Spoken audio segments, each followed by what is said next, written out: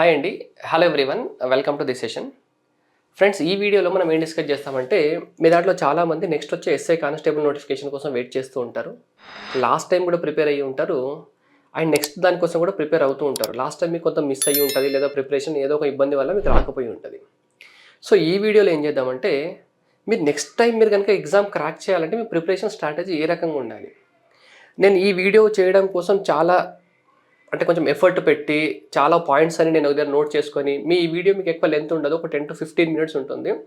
మీరు కనుక video ending వరకు చూస్తే మీకు ఖచ్చితంగా ఒకటి అర్థమవుతుంది, అసలు ఏ రకంగా ప్రిపేర్ అవ్వాలి, మనం చేసే మిస్టేక్స్ ఏమున్నాయండి. నేను చాలా నీట్గా పవర్ పాయింట్ ఫార్మాట్లో అన్ని పాయింట్స్ ఎక్కడ మర్చిపోతానని నేను రాసుకొని వచ్చాను మీకు చెప్పడానికి. సో ఫస్ట్, మీ అందరూ చాలా ప్రిపేర్ అవుతుంటారు. కొంతమంది 4 years ప్రిపరేషన్లో ఉంటారు, కొందరు 5 years ప్రిపరేషన్లో ఉంటారు. బట్ స్టిల్ ఎందుకు జాబ్ రాకపోవడానికి రీజన్స్ ఏమున్నాయి?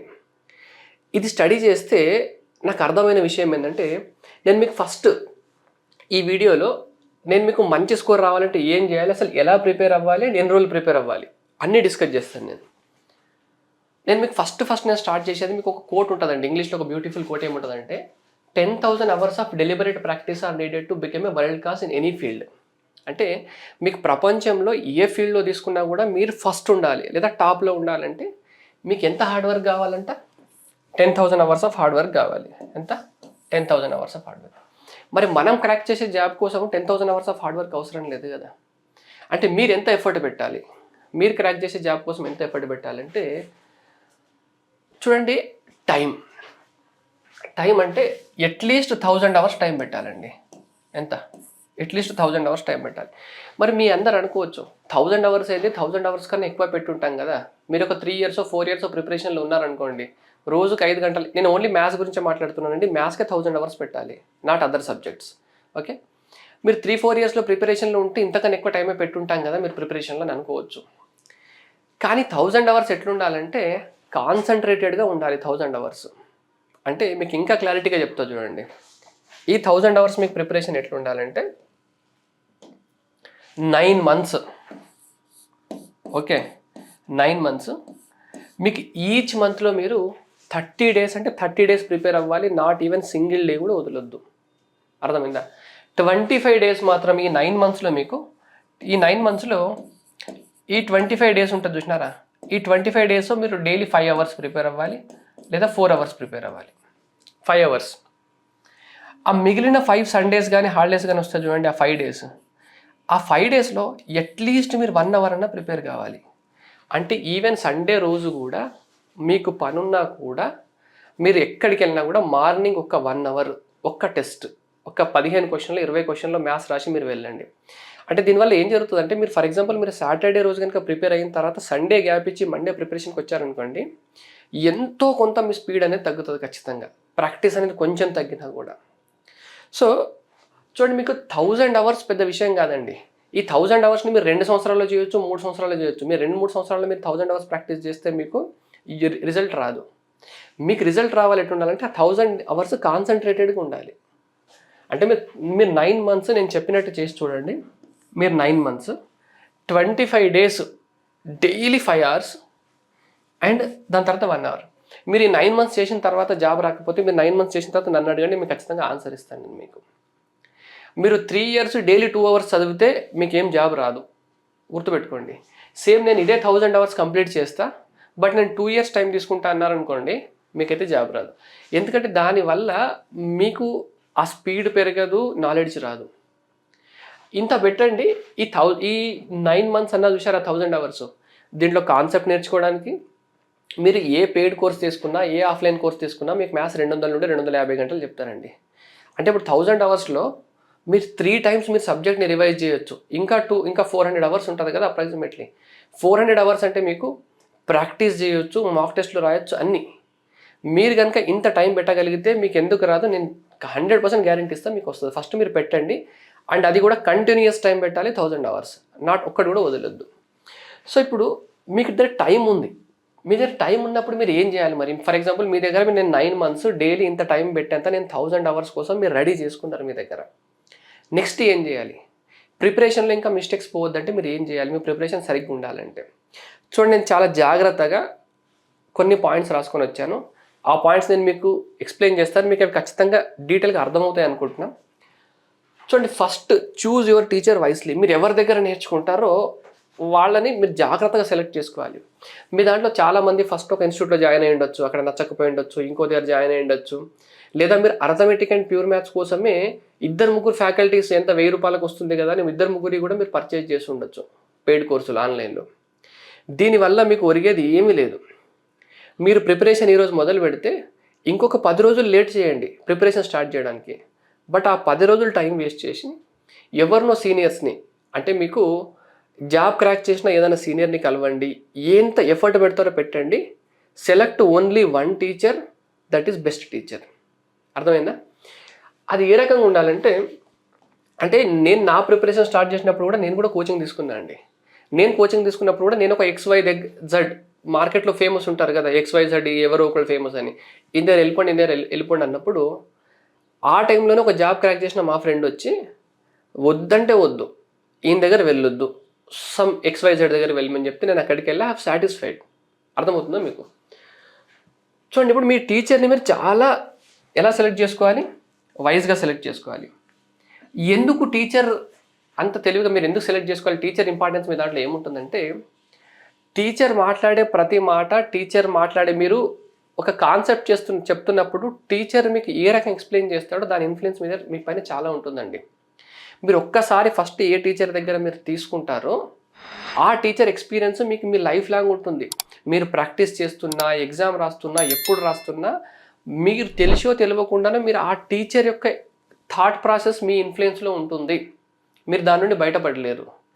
సో మీ టీచర్ ఇన్ఫ్లుయెన్స్ మీ పైన చాలా బాగుంటుంది. కాబట్టి మీ టీచర్ కాంపిటేటివ్ ఎగ్జామ్స్కి సంబంధించి క్వశ్చన్ని అర్థం చేసుకునే విధానము, ఆయన క్వశ్చన్ని సాల్వ్ చేసే విధానం, ఆయనకి చాలా క్లారిటీ ఉంటే మీకు చాలా క్లారిటీ ఉంటుంది.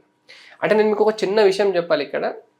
SSC కోచింగ్ తీసుకున్నప్పుడు SSC జాయిన్ అయిన మామూలుగా వచ్చిన తర్వాత అందరూ సెలెక్టెడ్ ఆస్పిరెంట్స్ అందరూ ఒక దగ్గర కలుస్తారు కదా. సిమిలర్గా మా మధ్య డిస్కషన్ వచ్చినప్పుడు కొంతమంది చెప్తుంటారు, నేను ఫస్ట్ ఒక XYZ దగ్గర తీసుకున్న తర్వాత బయటకు వచ్చేది నచ్చక బయటకు వచ్చినప్పుడు ఈ టీచర్ ఎంత బాగా చెప్పినా కూడా ఇక్కడ అడ్జస్ట్ చేసుకోవడానికి పాత ఇన్ఫ్లుయెన్స్ ఇంకా పోవట్లేదు అని. అర్థమైందా మీకు? సో ఫస్ట్ ఇన్ఫ్లుయెన్స్ చాలా, ఎందుకంటే టీచర్ థింకింగ్ ఏ రకంగా ఉంటుందో మీ థింకింగ్ కూడా అదే రకంగా డెవలప్ అవుతుంది. కాబట్టి రైట్ థింకింగ్ ఉన్న టీచర్ని మీరు సెలెక్ట్ చేసుకోవాలి, ఫస్ట్ పాయింట్. సెకండ్ పాయింట్ ఏంటంటే ఒరిజినాలిటీ. మీ ఒరిజినాలిటీ ఎప్పుడు మిస్ అవుతుంది అంటే, ఇప్పుడు ఫర్ ఎగ్జాంపుల్ నేను ఒకటే క్వశ్చన్ని కనుక ఒక 10 మందికి ఇస్తే 10 మంది 10 రకాలుగా థింక్ చేస్తారు. పేపర్ మీద పెన్ను పెడుతున్నప్పుడు 10 మంది 10 రకాలుగా ఆన్సర్ ఒకటే రావచ్చు, కానీ ఆ రిప్రజెంటేషన్ వేరు ఉండొచ్చు. అంటే దీన్ని బట్టి మీరు ఏం అర్థం చేసుకోవచ్చు అంటే, ఈచ్ పర్సన్కి ఇండివిజువల్గా ఒక థింకింగ్ ఉంటుంది. మీకు చెప్పే టీచర్ మీ ఇండివిజువాలిటీని చంపకుండా, అంటే మీ ఇండివిజువాలిటీ మీకు అలాగే ఉండాలి, బట్ మీకు ఒక నాలెడ్జ్ ఇవ్వగలగాలి మీ టీచర్ అనేది. అలా కాకుండా మీకు ఎవరైనా వచ్చి నేను చెప్పే మెథడే బెస్ట్, ఈ రకంగా చేయకపోతే నీకు కనుక జాబ్ రాదు అని అన్నారనుకోండి, he's not the correct teacher. Correct teacher ఎట్లా ఉండాలంటే, మీ ఒరిజినల్ థింకింగ్ని ఎన్హాన్స్ చేయాలి, దాంట్లో మిస్టేక్స్ ఉంటే కరెక్ట్ చేయాలి తప్పితే మీ ఒరిజినాలిటీని చంపేసి కనుక ఆయనలాగా చేసుకోవాలి అనుకుంటే మాత్రం అది కరెక్ట్ కాదు, మీకు లాంగ్ రన్లో 100% యూజ్ కాదు. థర్డ్ మోస్ట్, ఇప్పుడు సోషల్ మీడియా వచ్చిన తర్వాత యూట్యూబ్ కానీ షార్ట్స్ కానీ మీ అందరికీ తెలుసు. సో మీరు యూట్యూబ్లో చూసి 2 seconds trick, 3 seconds tricks, 5 seconds tricks, 1 to 1000 squares 2 second ఎట్లా చేయాలి, మీకు 1 to 1000 స్క్వేర్స్ అసలు ఎగ్జామ్లో మీకు అవసరమే లేదు, ఎగ్జామ్లో మీకు అడగరు. అర్థమైందా? అసలు ఎగ్జామ్లో క్యాలిక్యులేషన్ చేయకుండానే ఆన్సర్స్ పెట్టాలి చాలా వాటికి. మీరు 1 to 1000 స్క్వేర్ తీసుకొని మీరేం ఒలింపియాడ్ లాంటివి ఏం పార్టిసిపేట్ చేయట్లేదు. సో యూట్యూబ్ ఇన్ఫ్లుయెన్స్ తోటి కనుక మీరు ఏ టీచర్ అన్నా, నా వీడియోస్ కానీ ఏ వీడియోస్ కానీ యూట్యూబ్ కానీ షార్ట్స్ ఇన్ఫ్లుయెన్స్తో కనుక మీరు తొందరపడి ఒక టీచర్ని సెలెక్ట్ చేసుకున్నారంటే మీరు అక్కడ బిగ్ మిస్టేక్ చేస్తున్నట్టు. సో మరి మీరు ఏం చేయాలంటే, మీరు ఏదో ఒక సీనియర్ ఉంటారు కదా, ఒక సీనియర్ని కలవండి, చాలామందితో డిస్కస్ చేయండి. మీ ప్రిపరేషన్ ఇంకొక 10 days వేస్ట్ అయినా పర్లేదు, బట్ ఫస్ట్ పాయింట్ అది. ఈ టీచర్ అనేది చాలా చాలా ఇంపార్టెంట్ మీకు. ఇప్పుడు నెక్స్ట్ విషయానికి వస్తే షార్ట్ టర్మ్. అంటే ఇప్పుడు 3 నెలల కోర్స్ అయిపోతుంది, 6 నెలల కోర్స్ అయిపోతుంది, మీకు కోర్స్ కంప్లీట్ అవ్వడం టార్గెట్ కాదు. మీకు మార్నింగ్ 8 గంటలకు స్టార్ట్ అయ్యి రాత్రి 6 గంటల వరకు క్లాస్ ఉండి ఒక 5 గంటలు, ఒకరోజు మొత్తం GS, ఒకరోజు మొత్తం మ్యాథ్స్, ఇట్లాంటి ఉందనుకోండి, అది మీకు బెనిఫిట్ అవ్వదు. ఎందుకంటే మీరు రోజంతా క్లాస్లో ఉంటే ఆ క్లాస్లో చెప్పింది రివిజన్ ఎప్పుడు చేసుకుంటారు మీరు? ఇప్పుడు ఫర్ ఎగ్జాంపుల్ ఈ రోజంతా మ్యాథ్స్ ఉంది, రేపు రోజంతా జిఎస్ ఉంది. రోజంతా క్లాస్లో కూర్చొని మీరు విని నైట్ వెళ్ళి అలసిపోయి పడుకుంటారు తప్పితే మరి ఈరోజు చెప్పింది రివిజన్, సార్ క్లాస్లో కొన్ని ఇంపార్టెంట్ పాయింట్స్ చెప్తారు, అవి ఎక్కడ గుర్తుపెట్టుకుంటారు మీరు? అవన్నీ మీకు గుర్తుండవు. మరి దీని సంగతి ఏంది? సో ఎప్పుడు కూడా మీరు ఏంటంటే కొంచెం లిబరల్గా ఉండాలి మీ షెడ్యూల్. మీకు ఈరోజు చెప్పింది ఈరోజు ప్రిపేర్ అయ్యేంత టైం ఉండాలి. దీనికి ఆఫ్లైన్ కోచింగ్లో అంత పాసిబిలిటీ కాదు, కానీ ఆన్లైన్లో అయితే ఇప్పుడు మీకు సిలబస్ తెలుసు, సిలబస్ ఎంత ఉంది, బెస్ట్ టీచర్స్ అందరూ ఆన్లైన్లో ఉన్నారు. ఓకే, నాకు మ్యాథ్స్కి ఫలానా టీచర్ బెస్ట్, ఫిజిక్స్కి ఫలానా టీచర్ బెస్ట్. కొంచెం డబ్బులు ఖర్చు అయినా ఏ టీచర్ బెస్టో ఆ టీచర్ కోర్స్ తీసుకోండి. మీరు కనుక కంబైన్డ్గా ఒకటే కోర్స్ తీసుకున్నారనుకోండి, ఫలానా ఒక ఎక్సన్ ఇన్స్టిట్యూట్లో ఒక 3,000కో 4,000కో కంప్లీట్ కోర్స్ తీసుకున్నారనుకోండి, దాంట్లో ఇద్దరు ఫ్యాకల్టీ మంచిగా ఉండి మిగతా వాళ్ళు బాగాలేకపోతే, అలా కాకుండా మీ సబ్జెక్ట్కి ఎవరైతే బాగుంటారో ఇండివిజువల్ టీచర్స్ అయినా ఇండివిజువల్ టీచర్స్ దగ్గర మీరు సబ్జెక్ట్ తీసుకోండి. ఆన్లైన్ కోర్స్ ఇప్పుడు 300-400కే ఇండివిజువల్ టీచర్స్ దగ్గర కూడా జనరల్ స్టడీస్లో వస్తున్నారు. 800, 900, 1000, 1500 లోపు మ్యాథ్స్ టీచర్స్ కూడా వస్తున్నారు మీకు. సో మీరు ఇండివిజువల్గా ఒక 4,000 to 5,000 ఒకటే దగ్గర తీసుకునే దానికన్నా ఇండివిజువల్ తీసుకుంటే మీకు ఒక 1000 ఎక్కువ ఖర్చు అవుతాయేమో, కానీ మీకు అందరు బెస్ట్ టీచర్స్ దొరుకుతారు. అర్థమైందా? సో మీరు షార్ట్ టర్మ్ కోచింగ్ కోసం వెళ్ళకండి. కొంచెం మ్యాథ్స్ ప్రిపేర్ అయితే కొంచెం మ్యాథ్స్ మంచి సాలిడ్ అయిన తర్వాత ఇంకో సబ్జెక్ట్ స్టార్ట్ చేసిన తర్వాత ఈరోజు మ్యాథ్స్ క్లాసెస్ అటెండ్ అయ్యి, రేపు జిఎస్ క్లాసెస్ అటెండ్ అయ్యి, ఎల్లుండి ఇంగ్లీష్ క్లాసెస్ అటెండ్ అవుతే మీకు వచ్చేది ఏమి ఉండదు. క్లాసులు అయిపోతే తప్పితే మీకు నాలెడ్జ్ రాదు. సెకండ్ పాయింట్ ఇది. Third point, limited resources. చూడండి, మీకు బ్రూస్ లీది ఒక ఫేమస్ కోట్ ఉంటుందండి. బ్రూస్ లీది ఫేమస్ కోట్ ఏంటంటే, I fear not the man who has practice 10,000 kicks once, but I fear the man who has practised 1 kick 10,000 times. నేను కొంచెం మీనింగ్ ఎక్స్ప్లెయిన్ చేస్తాను మీకు. ఎవరికైతే 10,000 వెరైటీ కిక్స్, ఇప్పుడు బాక్సింగ్లో కిక్స్ ఉంటాయి కదా, ఎవరికైతే 10,000 కిక్స్ తెలుసు, బట్ ఆ 10,000 కిక్స్ని అతను ఒకటేసారి ప్రాక్టీస్ చేసినాడు, అతనికన్నా ఒక పర్సన్కి ఒకటే కిక్ తెలుసు, బట్ అతను ఆ ఒక కిక్ని 10,000 times ప్రాక్టీస్ చేసినాడు, అతను ఎక్కువ డేంజర్ అంటారు. మీరు కనుక క్రికెట్ కనుక మీకు చాలా అర్థమై ఉంటే, ఇప్పుడు రోహిత్ శర్మ క్రికెట్ స్టార్టింగ్లో వచ్చినప్పుడు వెన్ హీస్ 18 to 20 ఆ ఏజ్లో ఉన్నప్పుడు, నెక్స్ట్ సచిన్ టెండూల్కర్ అన్నప్పుడు ఒక పదం వాడేది రవి శాస్త్రి. ఏమన్నాడు? రోహిత్ శర్మకి ఎక్కువ షాట్స్ వచ్చంట, అంటే ఏ ప్లేయర్కి రానన్ని shots, different types of shots Rohit శర్మకు వచ్చు. కానీ ప్రాబ్లం ఏంటంటే ఒక బాల్కి అన్ని తెలిసిన షాట్స్ ఉంటాయి కదా, అన్ని షాట్స్ వచ్చాయి కాబట్టి ఏ షాట్ సెలెక్ట్ చేసుకోవాలో అక్కడ ఇబ్బంది, దానివల్ల అవుట్ అవుతున్నాడు అని. సో మీకు ఎన్ని మెథడ్స్ తెలుసు, ఎంత ఇది తెలుసు అని ఇంపార్టెంట్ కాదు, మీకు తెలిసిన కొద్ది దాన్ని ఎంత ప్రాక్టీస్ చేశారనేది చాలా ఇంపార్టెంట్. So limited resources. మీ అందరి దగ్గర 2-3 పెయిడ్ కోర్సులు లేదా 2-3 క్లాస్ నోట్స్లు, అన్ని టెలిగ్రామ్ ఛానల్లో వచ్చే పీడిఎఫ్లు, ఏ పీడిఎఫ్ దొరికితే ఆ పీడిఎఫ్ అన్నీ ఉంటాయి, అన్ని ప్రింట్అవుట్లు తీసుకుంటారు, ఇంత మెటీరియల్ అవుతుంది. దానివల్ల మీకు జరిగేది ఏం లేదు. సో నేను మీకు సజెస్ట్ చేసేది ఏంటంటే, మీ కోచింగ్ టైం ఉంటుంది కదా, మీరు ఫస్ట్ బెస్ట్ టీచర్ని సెలెక్ట్ చేసుకుంటారు. ఆ బెస్ట్ టీచర్ ఇచ్చిన క్లాస్ నోట్స్ ఉంటుంది చూడండి, ఆ క్లాస్ నోట్స్ని మీరు 3 to 4 times చేసేంత వరకు మీరు బయట ఇంకొక బుక్ ముట్టుకోవద్దు. అర్థమైందా?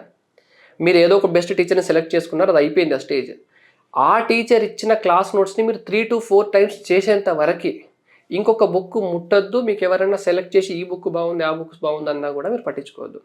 నేను దీని తర్వాత మీ బుక్ సెలెక్షన్ ఎట్లుండాలి, మీరు నోట్స్ ఏ రకంగా చేసుకోవాలనేది కూడా ఒక వీడియో చేస్తాను. అది దీంట్లో చేస్తే మీకు క్లమ్జీ అయిపోతుంది కాబట్టి. సో మీరు లిమిటెడ్ రిసోర్సెస్ పెట్టుకోవాలి.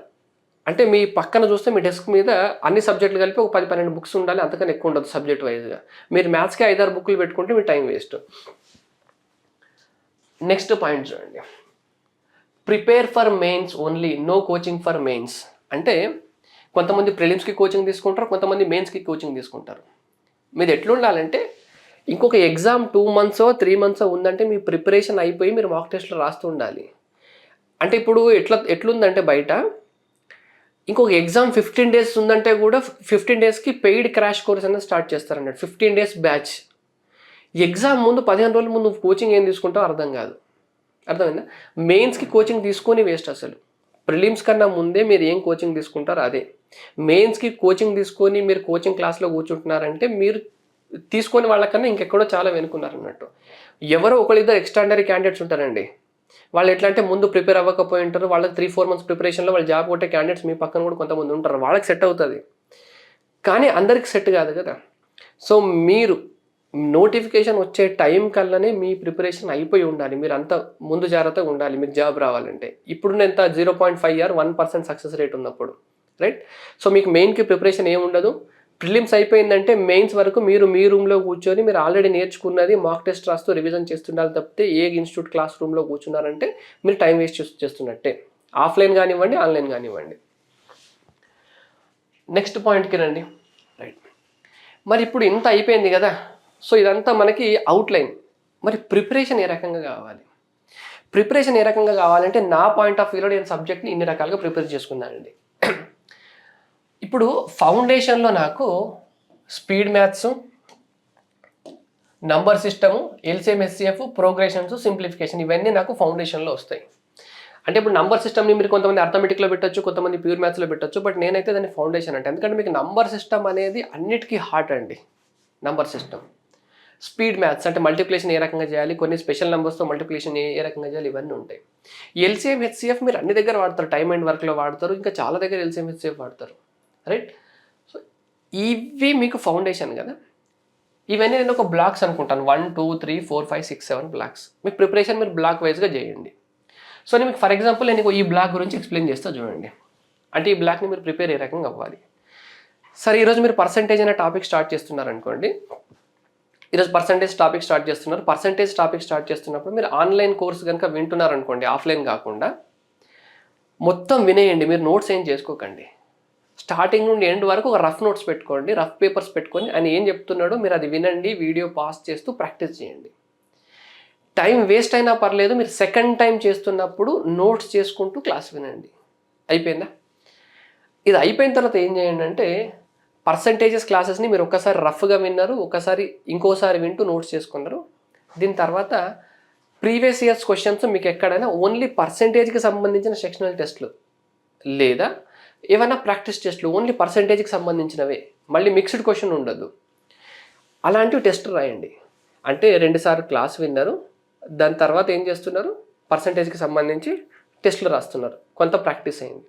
ఓకే, ఇప్పుడు దీని తర్వాత మీరు నెక్స్ట్ చాప్టర్కి ఎప్పుడైతే వెళ్తారో ప్రాఫిట్ అండ్ లాస్ చాప్టర్కి, మీరు ప్రాఫిట్ అండ్ లాస్ చాప్టర్కి వెళ్ళినప్పుడు సిమిలర్గా అంతే, ఫస్ట్ టైం రఫ్గా వినాలి, చిన్న రఫ్ పేపర్స్ పెట్టుకొని అసలు ఏం చెప్తున్నారు. మీరు ఎప్పుడైతే మీరు పెన్ను పేపర్ పెట్టుకొని నోట్స్ రాయడం స్టార్ట్ చేస్తారో అప్పుడు మీ ఆలోచన చచ్చిపోతుందండి. రఫ్ పేపర్ పెట్టుకొని మీరు అసలు ఏం జరుగుతుంది అనేది మీ బ్రెయిన్లోకి ఎక్కించుకోవడం స్టార్ట్ చేస్తేనే మీకు ఆ కాన్సెప్ట్ ఎక్కుతుంది. అందుకే నేను మీకు సెకండ్ టైం నోట్స్ చేసుకోమనేది. ఇప్పుడు మీరు ప్రాఫిట్ అండ్ లాస్ చాప్టర్ చేస్తున్నప్పుడు మీరు పర్సంటేజ్ మర్చిపోవడం స్టార్ట్ అవుతుంది, అంతే కదా, ఆ టాపిక్ వదిలేసి వచ్చారు కదా. సో ఇప్పుడు మీరు ప్రాఫిట్ అండ్ లాస్ చాప్టర్ ఎన్ని రోజులు చేస్తారో అన్ని రోజులు జస్ట్ ఒక 20 minutes, 15 to 20 minutes, 15 to 20 minutes ఏం చేయాలంటే చిన్న చిన్న సెక్షనల్ టెస్ట్లు రాయాలి. చిన్న చిన్న సెక్షనల్ టెస్ట్లు పర్సంటేజ్కి సంబంధించినవి రాయాలి. ఎక్కడన్నా అవ్వకపోతే అదొకసారి వెళ్ళండి. లేదా మీరు ఇంకొక పని ఏం చేయొచ్చు అంటే, మీరు పర్సంటేజ్కి సంబంధించిన hand out and me class notes మీరు రాసుకున్నది ఉంది చూసారా, ఇప్పుడు మీ ఫోన్లోనే స్కానర్ ఉంటుంది, మీ ఫోన్లోనే పీడిఎఫ్ చేసుకోవచ్చు. పీడిఎఫ్ చేసుకొని మీరు ఫోన్లో పెట్టుకోండి. మీరు ఎక్కడన్నా జర్నీలో ఉంటారో చూడండి, జర్నీలో ఉన్నప్పుడు ఒక్కసారి అలా చూస్తూ ఉండండి. లేదా మీరు ఎక్కడన్నా ఖాళీగా ఉన్నప్పుడు ఒకసారి చూస్తూ ఉంటే ఆల్రెడీ చదివిన టాపిక్ రివైజ్ అవుతుంది, మీరు నెక్స్ట్ టాపిక్ చదువుతూ ఉంటారు. సిమిలర్గా ఎస్ఐ చదువుతున్నప్పుడు దీనికి కొంత తక్కువ టైం ఇవ్వాలి, దీనికి ఎక్కువ టైం ఇవ్వాలి. అంటే పర్సంటేజ్ని మొత్తం వదిలేయమని కాదు. Profit and loss daily 10 to 15 minutes పెట్టి సెక్షనల్ టెస్ట్లు రాస్తూ ఉండాలి. మీకు చాలా యాప్స్లో ఫ్రీగా ఉంటాయి. పర్సంటేజ్ అప్పుడప్పుడు రాస్తూ ఉండాలి. కాంపౌండ్ ఇంట్రెస్ట్ చేస్తున్నప్పుడు కూడా అంతే, దాని ముందు దానికి ఎక్కువ వెయిటేజ్ ఇవ్వాలి, దాని అంతకన్నా ముందు వాటి కొంచెం తక్కువ వెయిటేజ్ ఇవ్వాలి, బట్ అవి మర్చిపోకుండా రాస్తూనే ఉండాలి. ఇప్పుడు మీకు ఒక్క బ్లాక్ కంప్లీట్ అయిపోయింది అనుకోండి, మీకు ఎవరైనా ఈ ఓన్లీ 4 చాప్టర్స్ మీద కలిపి simple interest, compound interest, profit and loss and percentages 4 chapters పైన కలిపి ఒక 100 క్వశ్చన్స్కి కనుక మీకు మాక్ టెస్ట్ లాగా పెట్టగలిగితే 100 క్వశ్చన్స్కి ఆ 100 క్వశ్చన్స్ మాక్ టెస్ట్ అటెంప్ట్ చేయండి. లేదా 4 చాప్టర్స్ కలిపి 50 క్వశ్చన్స్ ఉన్నవి 4 టెస్ట్లు ఉన్నాయి అనుకోండి, అటువంటి అటెంప్ట్ చేయండి. సో ఈ రకంగా అటెంప్ట్ చేస్తే మీకు ఒక బ్లాక్ పైన మీకు కాన్సన్ట్రేట్ అంటే మీకు ఒక స్ట్రెంగ్త్ ఉంటుంది అన్నట్టు. ఒకటేసారి ఓకే మొత్తం నేర్చుకున్నా అని, ఇది మొత్తం మీకు కంప్లీట్ చేయడానికి మినిమం 1 month టైం అన్న పడుతుందండి. 25 to 1 month టైం పడుతుంది. ఇట్లా ఒక బ్లాక్ కంప్లీట్ చేసుకున్న తర్వాత నెక్స్ట్ బ్లాక్కి వెళ్ళాలి. అర్థమైందా? మరి నెక్స్ట్ బ్లాక్ చేస్తున్నప్పుడు వీక్లీ వన్స్ అన్న దీంట్లో సెక్షనల్ టెస్ట్ రాస్తూ ఉండాలి. మీరు ఈ రకంగా చేసుకుంటూ వెళ్ళారనుకోండి సబ్జెక్ట్ని, లేదా మీరు ఒకటే రోజు మొత్తం 6 నెలలు క్లాస్ మొత్తం వినేసి 6 మంత్స్ తర్వాత 3 మంత్స్ తర్వాత నేను బుక్ తీస్తే మీకు ఫస్ట్ రోజు ఏం చెప్పారో ఈరోజు మీరు మర్చిపోతారు. దీనికి మీకు ఇంకో చిన్న ఎగ్జాంపుల్ చెప్పాలంటే చూడండి, ఇప్పుడు ఫర్ ఎగ్జాంపుల్ ఒక గోడ కడుతున్నాం అనుకోండి, ఒక గోడ కట్టాలి ఇద్దరు, రైట్? ఈ గోడ కట్టాలి, ఇది మీరు కట్టాలి, ఇప్పుడు ఇది నేను కట్టాలనుకోండి. ఇప్పుడు గోడ కడుతున్నప్పుడు ఏం చేస్తున్నాం, నేను ఏం చేస్తున్నానంటే మీరు మొత్తం గోడ ఒకటే రోజు 2 రోజుల్లో కట్టేసి వాటర్తో క్యూరింగ్ చేస్తున్నారు. వాటర్ క్యూరింగ్ చేస్తే మీకు గోడ స్ట్రాంగ్ ఉంటుంది కాబట్టి. సో ఇప్పుడు మీరు ఏం చేస్తున్నారంటే 1 డేలో మీరు గోడ మొత్తం కట్టేసి మిగిలిన 29 డేస్ ఏం చేస్తున్నారంటే వాటర్ పెడుతున్నారు అంతే.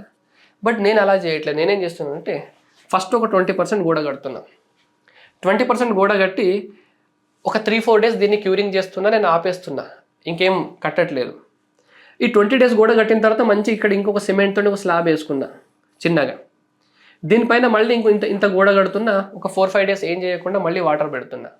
చూడండి, ఈ రకంగా కడుతున్నప్పుడు మీకు ఈ పార్ట్ చూడండి, ఇప్పుడు దీనికి మీకు 30 డేస్ వాటర్ అవుతాయి. ఫస్ట్ 5 డేస్ అందింది ఇలా కడుతున్నప్పుడు మీకు ఎక్కువ స్ట్రాంగ్ ఉంటుంది అనిపిస్తుంది, ఇలా కడుతున్నప్పుడు ఎక్కువ స్ట్రాంగ్ ఉంటుందా? ఇలా కడుతున్నప్పుడు మీకు ఎక్కువ స్ట్రాంగ్ ఉంటుంది. కొంచెం కడుతున్నారు, దాన్ని స్ట్రెంగ్తెన్ చేస్తున్నారు, కొంచెం కడుతున్నారు, దాన్ని స్ట్రెంగ్తెన్ చేస్తున్నారు. సో ఈ రకంగా ఇది ఒక్క రోజులోనే మీకు క్లాస్ విన్నట్టు ఉంటుంది, ఇది మీకు ఎక్కువ రోజులు క్లాస్ విన్నట్టు ఉంటుంది. బట్ అల్టిమేట్ రిజల్ట్ మాత్రం మీకు ఇదే ఇస్తుంది. ఐ హోప్ నేను చెప్పేది మీకు యూజ్ అవుతుంది అనుకుంటా. సో ఇప్పుడు నేను చెప్పిన పాయింట్స్ అన్ని మీరు జాగ్రత్తగా అర్థం చేసుకొని దీన్ని కనుక మీరు ఇంప్లిమెంట్ చేస్తే మీకు ప్రిపరేషన్లో చాలా హెల్ప్ అవుతుంది. అండ్ నెక్స్ట్ నేను మీకు మోస్ట్ ఇంపార్టెంట్ థింగ్ ఏంటంటే నోట్స్ ఏ రకంగా చేసుకోవాలి. మీరు కనుక నోట్స్ చేసుకోకపోతే రివిజన్ చేయలేరు. మరి మీ దగ్గర 5-6 పెయిడ్ కోర్సులు, 4-5 టెక్స్ట్ బుక్లు ఉన్నప్పుడు మీరు నోట్స్ ఏ రకంగా చేసుకుంటారు? సో దీనిపైన నెక్స్ట్ ఒక బ్యూటిఫుల్ వీడియో ఉంటుంది, ఆ వీడియో చేస్తాను. దాని ప్రకారం మీరు నోట్ చేసుకుంటే మాత్రం మీకు ప్రిపరేషన్లో చాలా హెల్ప్ అవుతుందండి. Thank you so much for watching this video. మనం నెక్స్ట్ వీడియోలో ఇంకొక కంటెంట్తో కలుద్దామండి.